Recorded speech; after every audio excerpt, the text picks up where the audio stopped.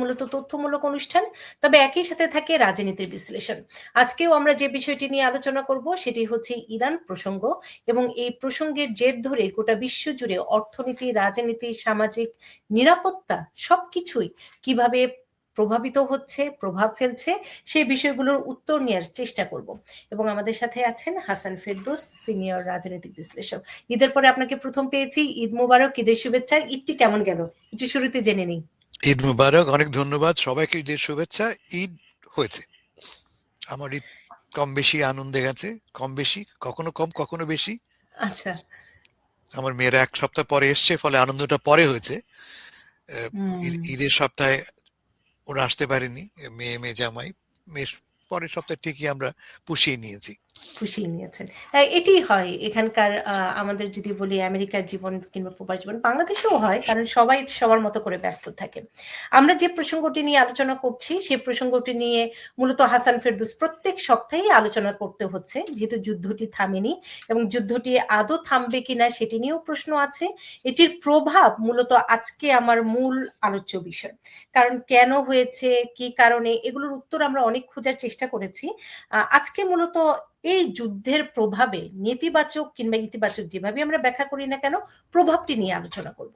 শুরুতেই আমি একটু জানতে চাই, একজন আমেরিকান হিসেবে, আপনি এখন আমেরিকায় আছেন, আমিও আমেরিকায় আছি, এই যুদ্ধের প্রভাব আমাদের দৈনন্দিন জীবনে কিংবা আমাদের সাধারণ জীবনে কিভাবে প্রভাব ফেলেছে? ধন্যবাদ তোমার প্রশ্নের জন্য। উত্তরটা খুব সোজা।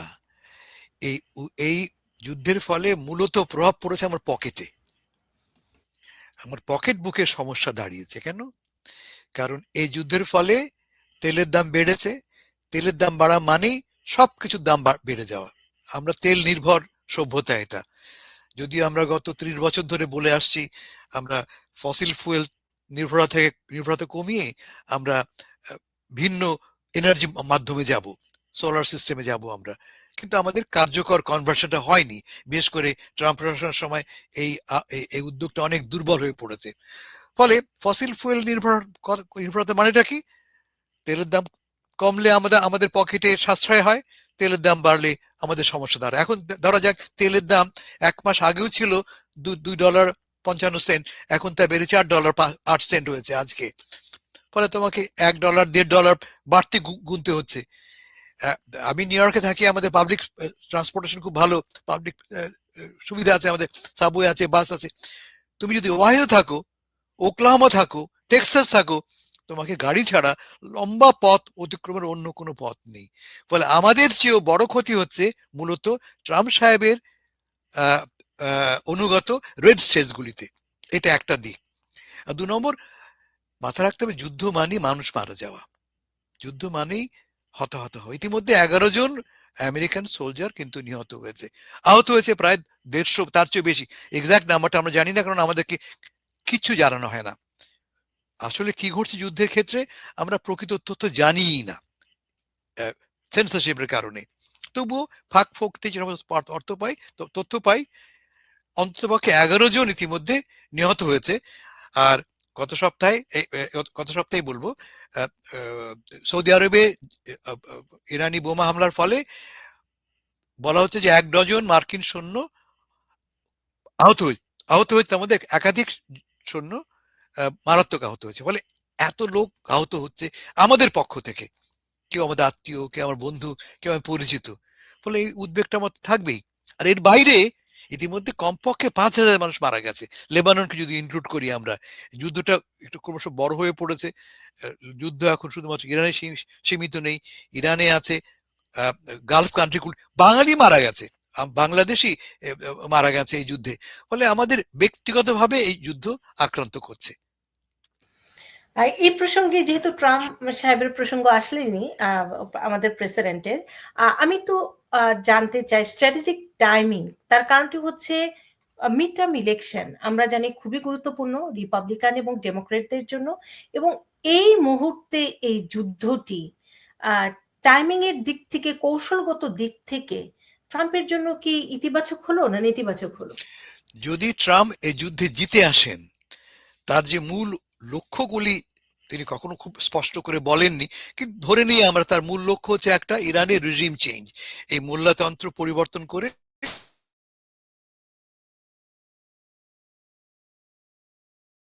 নতুন সরকার হয়। ইরানের ইউরেনিয়াম যদি আমরা দখল করে নিতে পারি, ইরান যদি তার পরিবেশের জন্য কোনো থ্রেট না হয়, ইরান যদি ইসরায়েলের জন্য থ্রেট না হয়, তাহলে ট্রাম্প সাহেব বলুন আমি জিতে গেছি। এবং তিনি জিতে গেলে অনায়াসে তার সমর্থক বেশ অনেক বেশি উজ্জীবিত হবে। যেমন ধরা যাক ভেনেজুয়েলা, ভেনেজুয়েলায় আমরা কোনো সৈন্যকে না হারিয়ে, কারো গায়ে সামান্য টোকা না লাগাতেই আমরা ভেনেজুয়েলার সরকার পরিবর্তন করেছি। আমরা সরকার ঠিক নয়, সরকারের পার্সোনাল পরিবর্তন করেছি আমরা। চেঞ্জ ইন দ্য রিজিম করে, রিজিম চেঞ্জ হয়নি, চেঞ্জ ইন দ্য রিজিম হয়েছে, হয়েছে তো। এবং ভেনেজুয়েলার এই যে বিপুল পরিমাণ তেল সবই এখন আমাদের নিয়ন্ত্রণে, ফলে বিগ ভিক্টরি। এটাকে আমরা ওয়েলকাম করছি আমেরিকান হিসেবে। ন্যায় অন্যায় ভিন্ন কথা, লিগালিটি কিন্তু অ্যাজ আমেরিকান এটা আমার জন্য বিরাট একটা সাফল্য যে পুরো ভেনেজুয়েলা বিশ্বের 1 নম্বর তেলের মজুদ সেখানে আছে, সবটা এখন আমাদের নিয়ন্ত্রণে। ফলে এটাকে আমরা ভালো বলবো। যে একই কাণ্ড ঘটে ইরানে, যদি ইরানের সমস্ত সম্পদ আমার হাতে চলে আসে, ট্রাম্প সাহেব বলেছেন ইরানের তেল আমাকে নিতে হবে, যদি আমরা পেয়ে যাই, সরকারটা আমার অনুগত হয়, অফকোর্স তাহলে ট্রাম্প সাহেবের বিশাল বিজয় হবে, ইতিহাসে তার নাম লেখা থাকবে স্বর্ণাক্ষরে। তিনি একই সঙ্গে একই ধাক্কায় একদিকে ভেনেজুয়েলা, অন্যদিকে ইরান, এবং দুদিন পর প্রবাবলি কিউবাতেও পরিবর্তন আনবেন। তাকে তাকে চ্যালেঞ্জ করে কেউ থাকলো না, automatically that will be big victory. তা তো হচ্ছে না, তা তো হয়নি। ফলে এখন যেটা ঘটছে, ট্রাম্প সাহেব এখন স্ক্র্যাম্বলিং করছেন, তিনি এখন হাতড়াচ্ছেন কি করলে তিনি বিজয়ী হয়েছে বলে সরে আসতে পারেন। তিনি কি বলতে পারেন যে ইরানের সমস্ত সামরিক স্থাপনা আমি ভেঙে দিয়েছি, ইরানের মেজর ইকোনমিক ইনফ্রাস্ট্রাকচার আমি ভেঙে দিয়েছি, আমি ইরানের সরকারকে আমি পর্যদস্ত করি। উনি বলেছেন না ইরানের টপ লিডারশিপ গেছে, সেকেন্ড লেভেল গেছে, থার্ড লেভেলও গেছে, সবই তো গেছে। এই বলে তিনি কালকে কি চলে আসতে পারেন কিন্তু, এবং কালকে চলে এসে তিনি he can celebrate mission accomplish বলে। বুশ সাহেব যেমন, মনে আছে বুশ সাহেব যেমন ইরাকে 3 সপ্তাহ পরে হেলিকপ্টার চড়ে বললেন মিশন অ্যাকমপ্লিশ, ইনিও বলতে পারেন মিশন অ্যাকমপ্লিশ। উনি এখনো বলছেন না, কারণ মিশন তো অ্যাকমপ্লিশ নয়। ইরানে এখনো তো ক্ষমতায় কারা, সেই আয়াতুল্লাহরই ক্ষমতায়, এবং তারা যুদ্ধ করছে। আজকে কি জানলাম আমরা, আরো ইন্টারেস্টিং খবর আজকে এসছে, সিএনএন জানিয়েছে আমাদেরকে, তেল আবিব থেকে খবর দিচ্ছে, কি দিচ্ছে যে ইরানের মিসাইল এবং ড্রোন যেই পরিমাণ ছিল, তার কমপক্ষে 50% অক্ষত অবস্থায় আছে। আমাদের কি বলা হয় যুদ্ধকে, সব গেছে। আজকে বলছে না না না, আজকে বলছে যে অ্যাটলিস্ট 50% তারা অক্ষত আছে। পিট হেগসেথ আমাদের যুদ্ধমন্ত্রী, তিনিও বলেছেন না, ইরানের সক্ষমতা নিয়ে ভুল ধারণা ছিল আমাদের, ইরান এখনো সক্ষম আমাদেরকে পাল্টা আক্রমণ করতে। ফলে ট্রাম্প সাহেব যে বলবেন মিশন অ্যাকমপ্লিশ, এ তো লোকে বিশ্বাস করবে না।